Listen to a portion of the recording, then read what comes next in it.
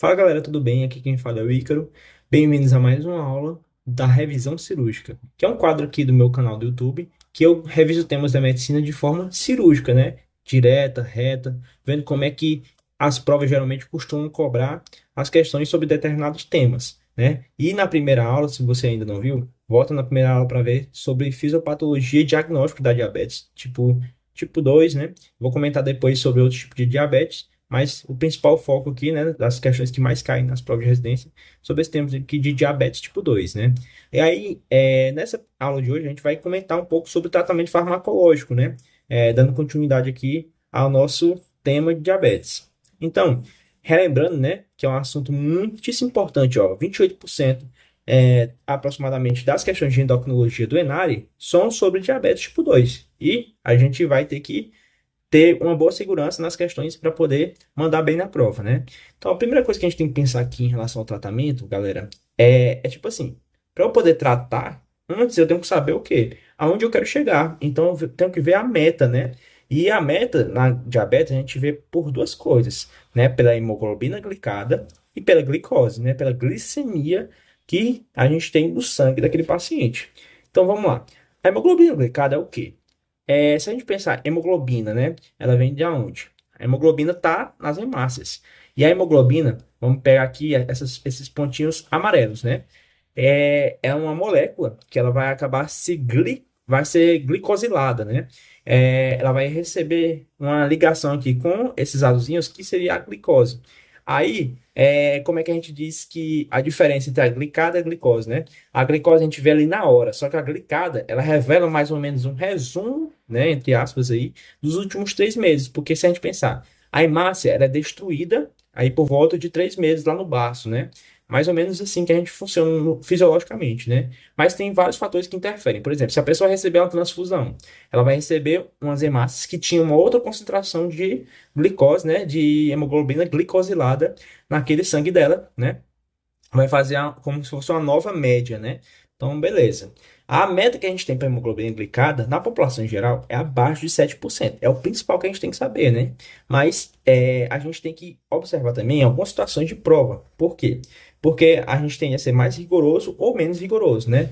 Por exemplo, jovens, a gente geralmente vai para esse geral, né? Mas a gente tem que pensar que na prática clínica, entre 6 e 6,5 é a meta dos jovens, né? Só que quando a gente parte para as questões, a gente vê mais questão de idoso, né? Aí a diferença é o seguinte, galera.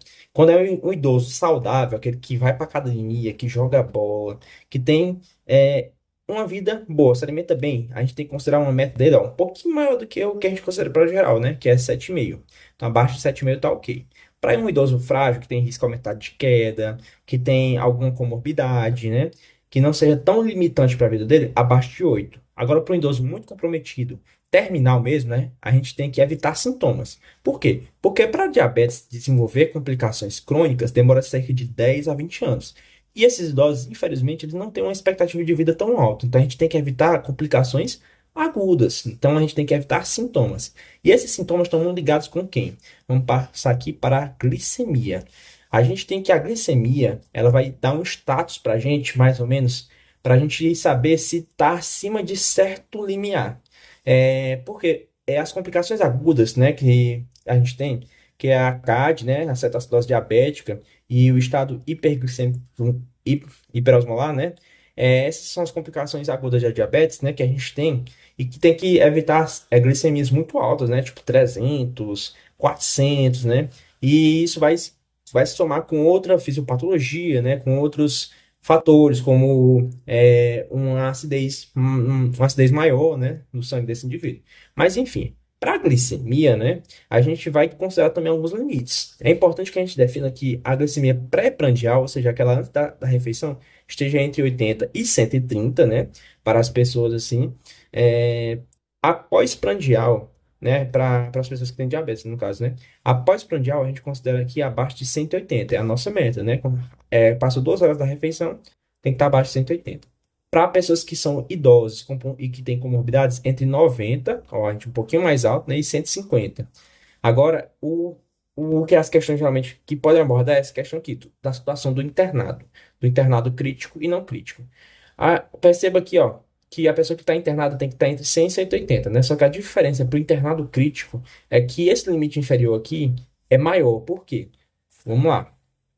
Eu ia até mostrar para vocês aqui mais na frente, mas deixa eu passar para cá. Vamos para essa situação. O indivíduo que está internado, galera, ele tem um cortisol e as catecolaminas aumentadas, que são hormônios o quê? São hormônios que são contra-insulínicos, né? Aí acaba que eles aumentam um pouquinho esse limiar, né? Dessa glicemia no sangue do paciente. Além disso, a gente tem que evitar o quê? Evitar esses sintomas desse paciente, né? Esses idosos críticos, que eles são mais monitorados, vamos dizer assim. Então, a gente tem uma meta aí um pouco mais relaxada para hipoglicemia, porque realmente a gente tem que evitar hipoglicemia desses pacientes, para o limite inferior, que eu quero dizer, né? A primeira que eu quero fazer com vocês aqui é do ENARI de 2025, do ano passado, né? Que é um senhor aqui, ó, Antônio, de 82 anos, é um idoso, né? Então, a partir disso, que a gente vai olhar para a pergunta, ó, as metas glicêmicas mais adequadas para esse paciente. Vamos lá, então ele está falando sobre o assunto que a gente acabou de ver. Então, lembrar que as metas glicêmicas para a população geral é qual? É 7. Então, ó, letra A já não é, porque é um paciente idoso. Um idoso saudável, bora ver se ele é um idoso saudável agora, ó. Portador de diabetes mellitus há 15 anos, então o pâncreas dele já não funciona tão bem, né? É acompanhado no ambulatório de geriatria. Nos últimos 18 meses, apresentou uma perda ponderal não intencional de 8 quilos. Olha aí, o paciente aqui já é um pouco de risco, ó, IMC baixo. A família relata episódios recorrentes de quedas, um idoso frágil, galera. Diagnóstico de Alzheimer. Então, ele tem várias comorbidades, tem risco de queda, né? E aí, o que é que acontece? Já não é idoso saudável, então 7,5 já não cabe aqui. Olha aqui, uma dica de prova. Tem duas alternativas com 8 e uma com 8,5. Agora vamos tentar diferenciar uma da outra, né? Ao exame físico, evidencia sarcopenia, com redução significativa da massa muscular, né? O paciente tem sarcopenia e força de preensão diminuída. Atualmente, o uso de metformina, ele usa um remédio, ó, 2 vezes ao dia, otimizada, né? Com hemoglobina glicada de 7,8, ó. Até que tá bacana no controle, né? E glicemia de jejum variando de 110 e 160.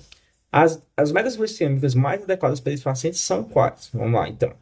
Então, galera, esse paciente, ele não é um idoso terminal, né? Até que se prove, até que se coloque ele não é um paciente acamado, não é um paciente que está em cuidados paliativos, que tem um câncer metastático. Então, esse 8,5 ficaria mais reservado para um paciente nesse poste que eu estou falando, né? Ele é um idoso frágil. Então, essa alternativa D também não marcaria. Então, vamos para a alternativa C e a alternativa E. Aí, vamos diferenciar na meta da glicemia, ó. Vai ser entre 90 e 150, ou então entre 80 e 130. Essa meta de 80 e 130, se a gente lembrar, é o que, ó, é um pouquinho mais baixo, né, galera? 80 é um paciente que tem que manejar com uma glicemia um pouquinho mais alta para evitar o quê? Hipoglicemia, né? Então a gente dava para raciocinar que esse 80, e se a gente conseguir lembrar, né, que esse 80 está mais relacionado para quê? Para pacientes que que têm DM2, mas que não são graves, ó. Se a gente olhar aqui, ó, é a meta que a gente considera para um diabético, entre 80 e 130, a pré-prandial, né? Só que para pacientes que são frágeis, ó, idosos e com comorbidades, ó, 90 e 150. Foi uma questão bem direta, mas que dava para raciocinar e marcar a alternativa letra C, que é a resposta. Agora que a gente viu as metas, aonde a gente quer chegar, né? A gente pode agora avaliar e definir o tratamento do paciente. E para isso, gente, a gente usa principalmente a hemoglobina glicada, vai se guiar por ela para poder definir o tratamento, mas também tem que avaliar a condição clínica para ver qual é o tipo de tratamento que eu vou definir para cada paciente, certo?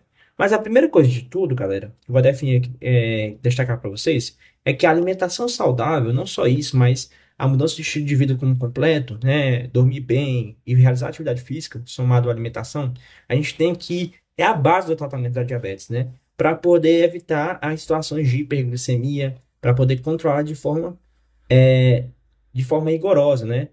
Sei que a gente tem que incentivar o paciente a ter esses hábitos, mas também a gente tem que ver a individualidade de cada paciente, não é também tirar tudo, né? Tem que ser isso visto com o quê? Com o médico, cada paciente tem que definir dessa forma, certo? Vamos lá. Agora, para a gente definir o tratamento, geralmente a gente seguia, como eu falei, pela hemoglobina glicada. Eu dou uma dica para vocês, seguir por dois parâmetros. Se o paciente, primeiramente, ele tiver mais ou menos controlado em relação à hemoglobina glicada. Qual é a meta para a população geral? Abaixo de 7. Para um idoso saudável, abaixo de 7,5. A gente vai usar esse 7,5 aqui, certo? Porque está próximo do 7, inclusive, mesmo que seja a população geral, esse 7,5 aqui, ele vai nos guiar para poder facilitar o tratamento do paciente em relação à escolha da droga. Por quê? Porque se tiver com a hemoglobina glicada abaixo de 7,5, eu vou poder usar uma monoterapia. E qual é o remédio que a gente usa geralmente na monoterapia? É a metformina, que tem como mecanismo de ação a redução da gliconeogênese hepática, né? Ou seja, a produção endógena do corpo produzir a glicose e também estimula, facilita, na verdade, né? Aumenta a sensibilidade periférica da insulina. É a ação que a metformina tem. Eu vou falar sobre ela e sobre as outras drogas hipoglicemiantes em outra aula, beleza? Mas, já dando um spoiler aqui para vocês, a gente começa com ela. Aí eu vou pular um ponto. Vou pular esse pontinho aqui e vou para cá, ó. Quando o paciente ele tem sintomas, lembra aqui quais são os sintomas clássicos da diabetes? São os 4 P's, né? É a polifagia, a polidipsia, a perda de peso e a poliúria. Se tiver esses sintomas na questão, ou, né, e além disso, né, porque se esse paciente tiver esses sintomas, provavelmente a hemoglobina glicada dele vai ser o quê? Vai ser acima de 9. Então, se a hemoglobina estiver acima de 9 e os sintomas junto, né, que vai geralmente ser concomitante, a gente vai já iniciar a insulina. E aí, a gente, geralmente, na insulina, a gente inicia a insulina, não é basal bolus, que a gente. Porque a basal é o que como o próprio nome está falando. É uma insulina que vai ser de liberação mais prolongada e que vai permanecer por mais tempo no corpo para controlar principalmente as glicemias pré-prandiais, ou seja, antes da gente se alimentar. E a bolus, ela serve, ó, é bolus ali, ó, é rápido, para controlar rapidamente as glicemias pós-prandiais, tá? Após a refeição, certo? Então, beleza. A gente inicia geralmente com a basal, certo? E de forma bedtime, ou seja, na hora de dormir, na hora da cama, né? Para evitar principalmente a hiperglicemia antes do café da manhã. Beleza, galera? Mas vamos falar sobre insulina em outra aula também, tá? E aí o que é que acontece? Tem o meio do caminho. Entre 7,5 e 9, a gente tem o quê? É uma situação em que a gente dá para usar medicação, não precisa usar insulina, mas também que não precisa usar só um remédio. A gente pode usar, por exemplo, a metformina, como já coloquei assim, mas o inibidor da DPP4, né? DPP4. Ou então a sulfonilureia, né? E aí o que acontece? A gente vai definir essa droga de acordo com o paciente, como a gente vai ver numa próxima aula, beleza? Deixando aí o spoiler para vocês continuarem assistindo aqui a revisão cirúrgica. E aí, galera, essa terapia dupla, a gente vai continuar medindo, né, a glicemia, fazendo controle glicêmico, e também investigando a hemoglobina glicada, se ela vai melhorando com o tempo para poder readequar o tratamento, certo? Em condições, galera, de emergências, né, como a CAD e a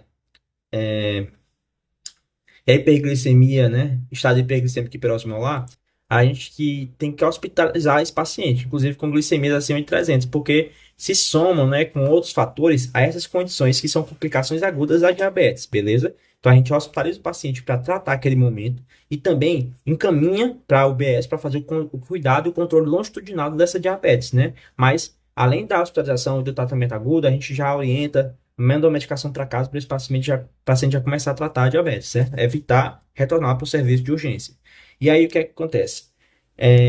Tem situações clínicas, como eu falei, porque a gente tem que avaliar o paciente, além dessa questão. Por quê? Porque em condições clínicas específicas, como a gravidez, a gente pode usar medicação, inclusive pode usar uma que é segura, né? Não é muito ético, né? Essa situação, porque está ali sendo desenvolvida uma vida, né? Então, não tem muitos estudos, grandes estudos sobre várias drogas, porque é uma situação, né, como eu acabei de falar, gerando uma vida. Mas a metformina é uma medicação que ela ainda pode ser usada na gestação, mas não é a primeira linha, não é o indicado, porque corre riscos ainda para o bebê. E aí o que é que acontece? A gente prefere usar o quê? A insulina. Por quê? Porque ela não atravessa a barreira uteroplacentária e acaba sendo segura na gravidez, certo, galera?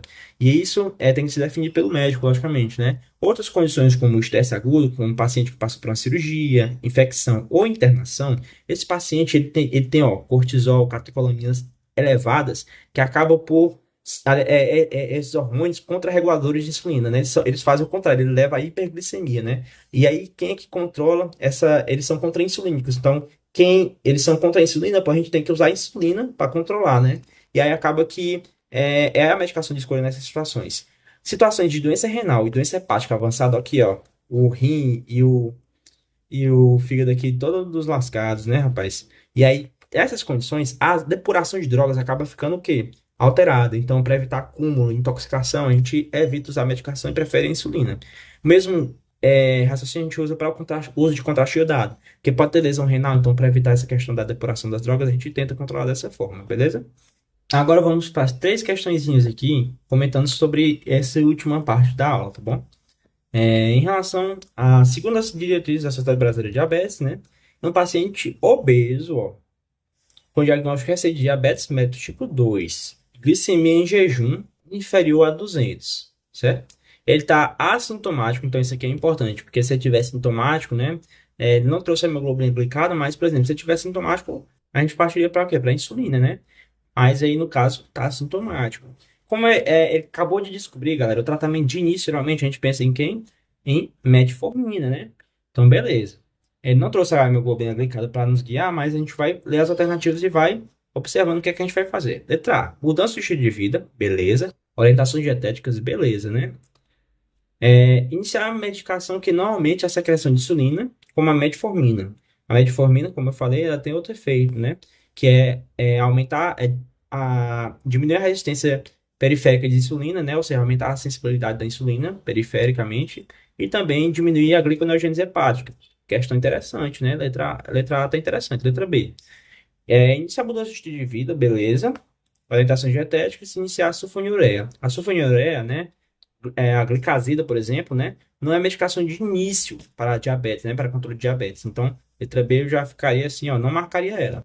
Letra C, iniciar a insulina noturna em baixa doses. Galera, o paciente não está sintomático, não tem um HB acima de 9 aqui para definir, então insulina aqui, ó, não começaria. Iniciar mudança de hábito de estilo de vida, beleza. Orientações dietéticas, insulina, ó, insulina de liberação lenta, né? Insulina de liberação lenta, também não iniciaria insulina aqui. Até mesmo porque a gente tem que começar devagar, né? Começa com medicação, se não funcionar, aí vamos pedir uma hemoglobina glicada, ver quanto é que tá. Vamos começar com medicação interessante que é a metformina, né? Letra E, correção de insulina. Então, já cortaria também. Então, a letra D não é, letra E não é, letra B não é. E letra C também não é. Então, letra A é a nossa resposta, viu, galera? A sulfonilureia aqui, inclusive, ela tem um risco de hipoglicemia, porque ela aumenta a secreção de insulina independentemente dos níveis de glicose. Então, ela não é uma medicação de escolha de início, né, inclusive. Vamos discutir um pouco mais sobre isso na outra aula sobre medicações hipoglicemiantes, beleza? E aí, letra A é a resposta. Vamos para a próxima. Da SESI de Pernambuco, né?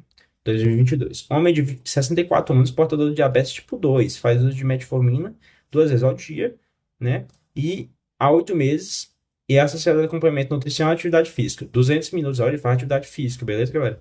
Procura atendimento médico na unidade, e aí ele trouxe os exames, né? No momento ele encontra sintomático do ponto de vista cardiovascular. Ó, como é que tava aqui, ó? Hemoglobina de 9, galera. O que é que a gente faz aqui, ó? Insulina, né? Hemoglobina de 9. Uma outra questão aqui que eu vou trazer para vocês é que se a taxa de filtração glomerular estiver abaixo de 30, a gente tem que suspender a metformina, né? É um detalhezinho que ajudaria a responder mais rápido essa questão, mas vamos lá. Letra A. Manter dose de metformina à noite. Ó, galera. Eu, inclusive, dou spoiler, mas a metformina aqui não seria interessante, não. Tem que procurar uma alternativa que tem insulina, mas ela tem, ó. Associado com insulina de ação rápida no café da manhã. Quando a gente começa a insulina, não é com insulina rápida, é com insulina o quê? É uma insulina de longa duração, né? Que a gente conhece, inclusive, aquele esquema bedtime, né? E aí, seria em pH, por exemplo, que seria de uma ação longa, né? Antes de dormir. E aí, não seria a insulina de ação rápida. Então, corta aqui. Letra B. Suspender a metformina e iniciar a glicazida. Olha, trocou uma medicação pela outra. Não faz muito sentido, né, galera? 2 vezes ao dia. Tem que ir.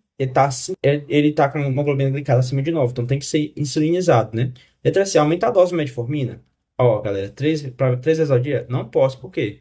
além de não ter insulina na alternativa, tem contraindicação, né, da metformina. Letra D, suspender a metformina, poderia ser, né, tem que ser, né, essa questão por conta da taxa de filtração glomerular, e iniciar a insulina glargina, que é a de ação longa, né, antes de deitar, que é a bedtime, acompanhado de medida de glicose, HGT, para controle adequado. Interessante, né? Letra E. Associar a dapaglifosina 10 miligramas em jejum e aumentar a dose de metformina para 800 miligramas 3 vezes ao dia. Aqui não seria também uma alternativa a ser marcada, né? Inclusive a dapaglifosina, né? A gente tem que observar que se eu não me engano, se tiver acima de, tem que estar acima de 30 também a taxa de filtração glomerular, mas acho que até 20, tenho que confirmar com vocês depois, pode deixar aqui no comentário fixado. Mas também, geralmente, ela é contraindicada quando tiver abaixo de 30, beleza? Mas a alternativa correta aqui, letra D. E a outra questão, né? José, de 32 anos de idade, recentemente foi diagnosticado com DM2 também, com HbA1c, né, de 8,5. Que a gente pensa em quê? Terapia só com remédio? Não. Mas também não é acima de 9, então não precisa de insulina. Podia ser dois remédios, né? Duas medicações. Duas medicações, beleza. Seu IMC é 37, então ele é obeso, né? Enquanto estágio contemplativo de mudança de estado de vida, mas ele não fez nada para mudar o estilo de vida dele, né? Tem medo de ficar dialítico, pois acompanhar seu pai na situação. Aí o que é que a gente tem que propor de plano terapêutico para ele, galera? Vamos lá. Atividade física, ó, tá em todos praticamente, né? Dieta mediterrânea também. Então a gente vai ver a parte final da questão, né? Então, metformina só. Metformina quando tiver abaixo de 7,5, né? Apenas metformina. A letra A não é, né? Riscar aqui a letra A. Letra B. Atividade física 150, aí bem que no final. Metformina, 2 gramas por dia e semaglutida. A semaglutida aqui, ó, seria a canetinha, né? Que é a aplicação semanal. E aí, ó, como o paciente é obeso, ele também, essa medicação, né, a semaglutida, ela ajuda na redução do peso, né? Então seria uma questão interessante, beleza? Vamos deixar aqui a letra B. Letra C. Cirurgia bariátrica. Galera, geralmente a cirurgia bariátrica tem umas indicações, né? Inclusive, falha do tratamento clínico. Não é a primeira escolha. Então, a letra C não é. Letra D. Metformina glicazida, né? Ó, colocou duas medicações aqui, né? Para a gente iniciar para esse paciente. Só que a glicazida é uma sulfonilureia. Inclusive, ela aumenta o peso do paciente. Então, paciente que já com IMC de 37, não é interessante, né? Letra D também não é. Letra C não é. Letra E. Atividade física, né? Não, não, não. Metformina e insulina. Ó, precisa iniciar a insulina aqui, né? Ele botou ainda o bedtime aqui, né? Pra tentar confundir a gente, mas não tá acima. Ele não tá aparentemente sintomático, né? E não tá com a hemoglobina glicada acima de 9. Então a letra B seria a alternativa mais indicada, né? Letra B aqui, ó. E, galera, na próxima aula a gente vai comentar sobre tratamento farmacológico, trazer aí as indicações de cada medicação, certo? E agradeço você, se você ficou até o final da aula. Comente aí o que é que você achou, curta, compartilhe com seus amigos também. E até a próxima, galera.